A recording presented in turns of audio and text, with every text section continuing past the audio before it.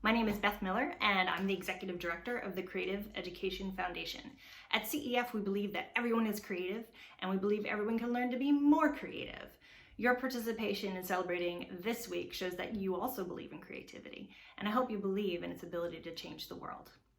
In a minute, I'm going to share with you a video about our main event, the Creative Problem Solving Institute, affectionately known as CPSI. CPSI is an immersive creativity conference that introduces you to creative problem solving and other creativity processes and practices that will help you consistently and effectively apply creativity in your life. When you participate in CEF events like CPSI, you're going to find that you're not alone in seeking creativity education and training, and that you can apply what you learn right away. What we know is that the world presents us with big, scary, ambiguous, ill-defined challenges. This past year with the global pandemic is proof of that. But if we don't know what's going to happen, we have to be able to be comfortable in that ambiguous space. And when we have a set of steps, skills, tools, processes that we know we can call on to approach those challenges, those uncertain times, we have the ability to be resilient, to be confident and courageous in times of challenge.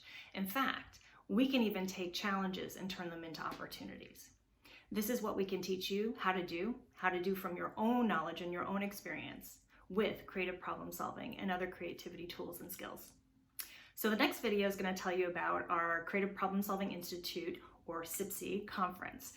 Typically we do this conference live, and we really miss doing it live, but virtually you're going to get a real big bang for your buck. So this year we're virtual. In 2022 we hope to be live again in Buffalo in June, but we still present some really great creativity content that's going to introduce you to creative problem solving, design thinking, lean, agile, leadership tools, you name it, we have it under our big tent.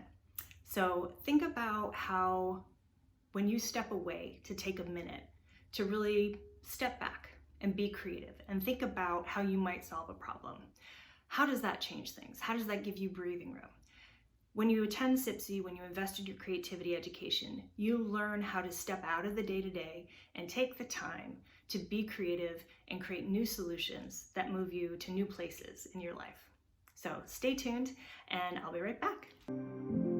CPSI is the Creative Problem Solving Institute, affectionately known as CPSI, by people who have been attending since 1955. Our longest attendee is Bea Parnes, who's the wife of one of our founders, and we've been going for quite some time. So the conference really started as a brainchild of Alex Osborne, who is one of the initial founder who created the Creative Education Foundation, and he really wanted to bring people together to talk about and learn creativity. He was one of the original advertising madmen, the O in BBDO, and he believes everyone is creative and that they can learn to be more creative. And so he developed the Creative Problem Solving Institute explicitly to bring people together to talk about creativity and learn skills to practice it.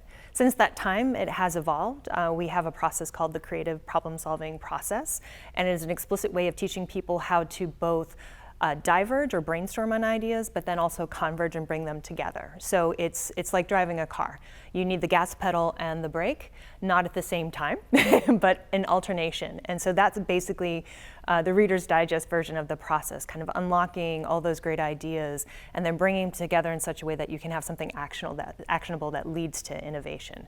So at the conference, we welcome people who teach creative problem solving, design thinking. We have a very big tent approach to different kinds of creativity.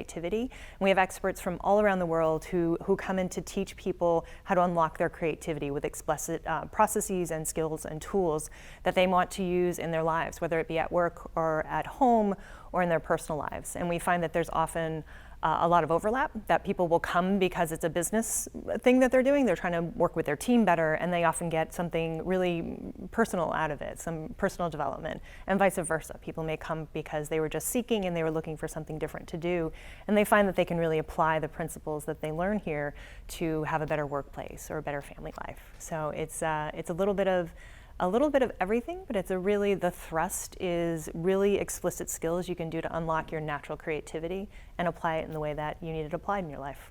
The idea of the first step of kind of the creative process is brainstorming and really divergent thinking. And there's explicit rules around that. And sometimes people give a little guff about brainstorming. They say it doesn't work. Well, it doesn't work if you don't couple it with convergent thinking. If you're just spitballing all the time and you have no intention to use it in any practical way, then it is just a creative exercise. So we're very explicit about, yes, we have room for that thinking. We have room for you to seek the wild and crazy idea, to say the random thought, to really explore all the potential. And then once you have those ideas, ways of kind of converging on those ideas, bringing them together, either by yourself or in a group, so that you come to something that is really refined and you can deploy it. You can make that idea or those ideas, transform them into action.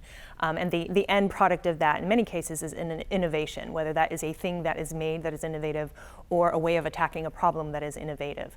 I had a friend, one of our great leaders who's here this week, she described it this way, and I love it. If you've ever had Pez candy, the Pez dispensers, like you can't cheat to the bottom candy, like you gotta flip all those candies out in order to get to the bottom one. Creativity, it gets you to the great idea, and that great idea is 30 ideas down. So it's like getting to that bottom creative idea at the bottom of the Pez candy. You have to go through the process to flip those other candies out to get to the one at the bottom. And the kicker is you have to do it every time. And this is where creative problem solving really is a practice and a process. You don't learn it once and apply it once and then you're done. It's a way of approaching the world. It's a way of pushing aside the noise so that you can unlock ideas, you can riff off other people, you can collaborate together to think of things that you wouldn't have done on your own, that you wouldn't have done if you hadn't made space for it in your life, and get that all out there, but then really practical tools by which you can take those many ideas and converge them down into something that feels exciting that you can do. And that's what we try to teach people. We really believe in playfulness and humor. I think of the kids in our who come in and enjoy our YouthWise program. They're better at this, right? So they're closer to their playfulness, and that really unlocks creativity. So I say when people come here, they're definitely coming to learn something. They go to workshops, they go to classes, and they learn stuff.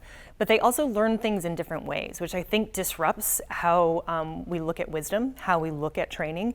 So people come here and do real work. I mean, they're pretty tired by the end of the week, but they laugh a lot. And they meet a whole lot of other people who are on the same journey.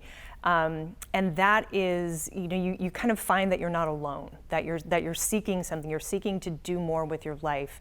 And this provides a path for it. So I think there's a complex array of experiences people have here. They have fun, they meet lifelong friends. In the time that I've been here, I know 2 committed relationships that have happened. People meet their wives and husbands here. I'm not promising that, but it does happen. Sipsy love is a thing. People come together and they enjoy their time here and they enjoy each other.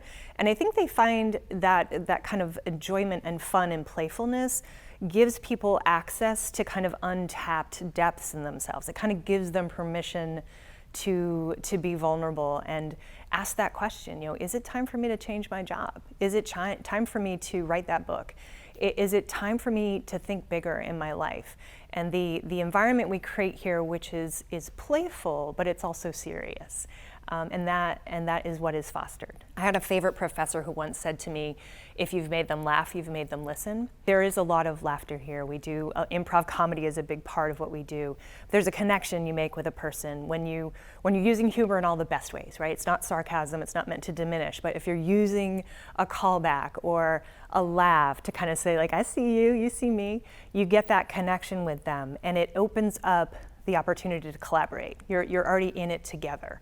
So there's something really powerful about play, about humor, and about convening together and being part of the creative process. It's an amazing common denominator at the conference. So people may come for the business bit. They may come because they're in some transition in their lives, and they will find an array of other experiences and connections with people that buoy them, that will help them when they go back and think, I have that in me and I can evoke that in other people. And I do have influence in my life and in my world to make really cool changes. One of the common denominators I see is that people are seeking. They're seeking and they're striving. They're looking to to have more in their lives. More, maybe it's more success, maybe it's more joy. So we get a lot of people seeking, and there are people from, last year, 31 different countries and all different career fields and all different ages. But there is that desire to learn, that desire to know more about themselves. So I think part of the journey, or part of the similar journey people are on here, is that these are folks that want to know more about themselves and their world, and they're willing to invest their time to learn tools and skills that will help them unlock parts of themselves that they maybe have an inkling of but haven't been able to fully manifest. So I think it's a group of seekers who are really looking to make something bigger in their lives, and they're willing to put themselves in this kind of eclectic environment to provoke that in themselves. And what they find when they get here and when they step into the ambiguity of this space, that they're doing creativity by that very act. They're stepping into the unknown, which is the place from which courage and fear and joy can come, but in a generative way. One of my favorite memories is my very first year here. I was in our Springboard class, which is basically Introduction to Creative Problem Solving.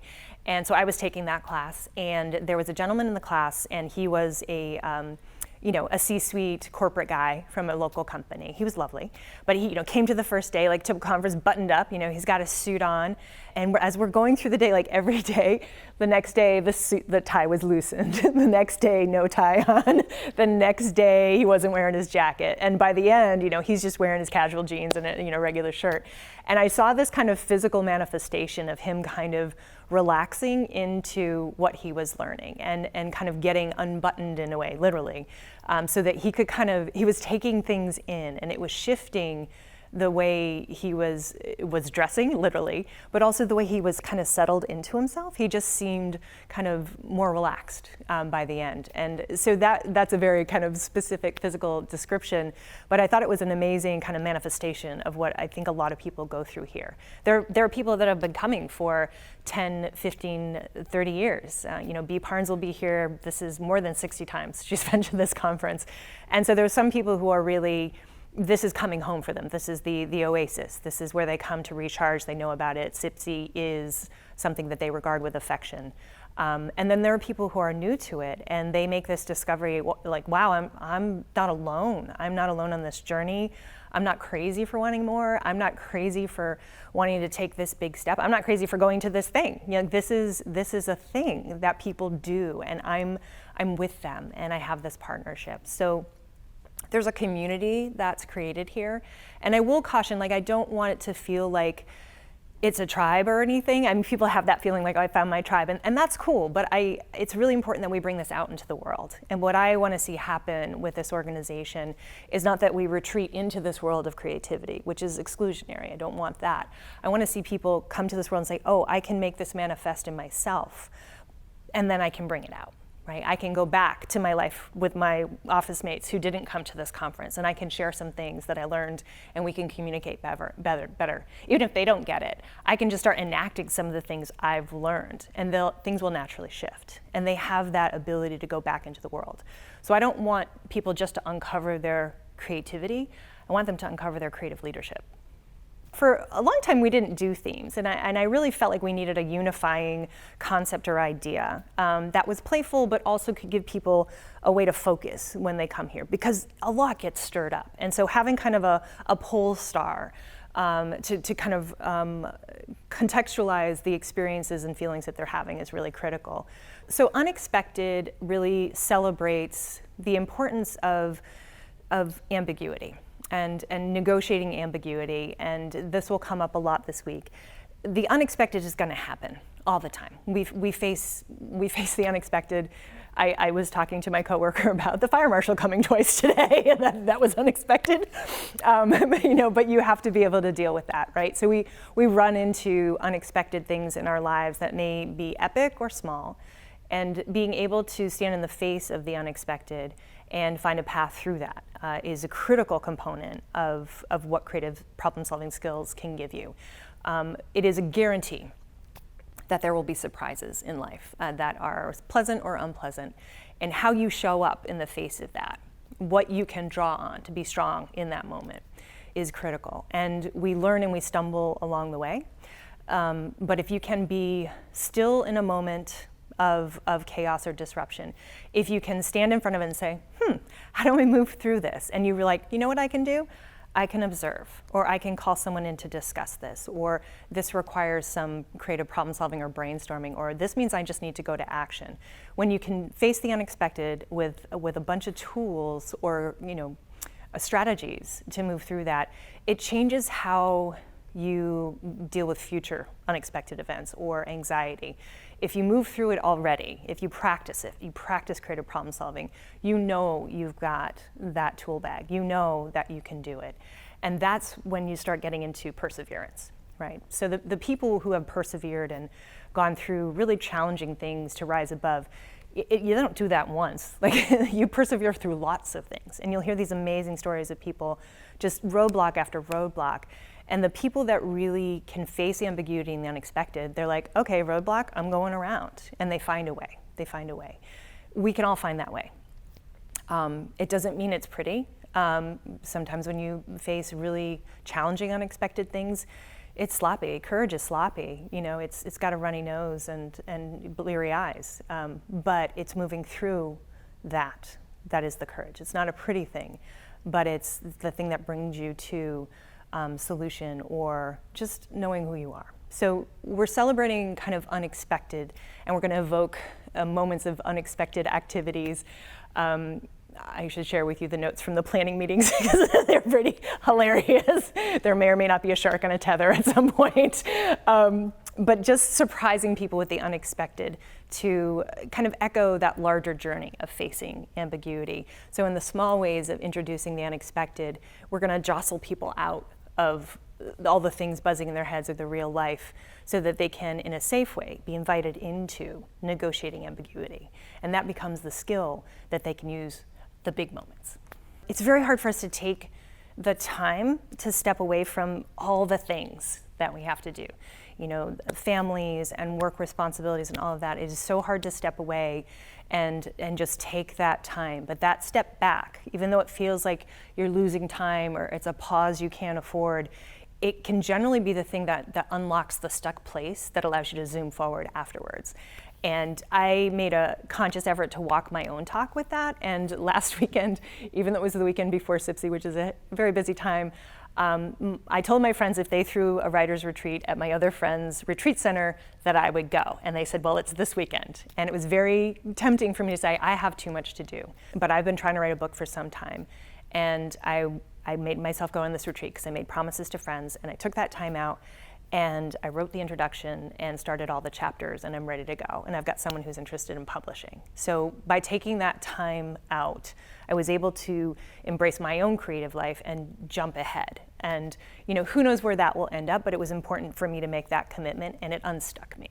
So I would love people to come to SIPSI and see what is that thing that needs to be shaken loose in their lives. What is the gift they can give to themselves by taking that time out? What is the gift they can give to their company, their business, to taking that time to stepping out and learning how to grapple with challenge better, work with others better, so they can go back home and jet forward.